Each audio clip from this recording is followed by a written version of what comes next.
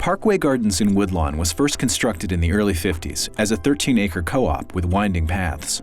With 35 buildings and nearly 700 units, it quickly became a premier housing choice for African-American families. When I was growing up, this was considered the elite property for doctors, lawyers, nurses, professional people that lived over here. This was the cornerstone of our community. As time passed, however, years of absentee ownership, deteriorating conditions, and a small but violent criminal element took their toll.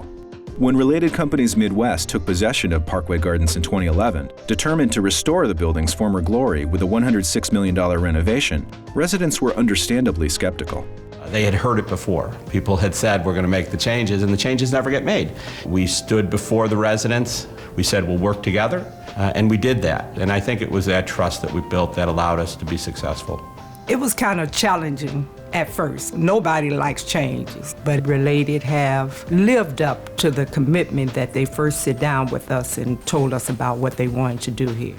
The complex needed major site work, extensive interior rehabs and exterior repairs, and upgrades to nearly all of its systems. Related worked closely with the resident council and the police department to address the gang problem, reconnected Parkway Gardens with the surrounding community by replacing an 8-foot fence, updated green spaces and parking lots, rehabbed the community center, and hired a community outreach worker to ensure kids remained engaged in school. They even donated a new athletic field to an adjacent elementary school where 90% of the students are residents of Parkway Gardens. I think this is an example of the city of Chicago and Alderman Cochran and Ida and all of these groups coming together to deliver something outstanding back to the community.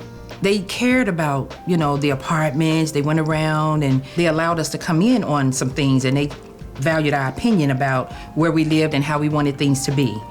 And I just think it's fantastic, and it was a blessing what we went through, with them, knowing that the outcome was going to be as well as it is.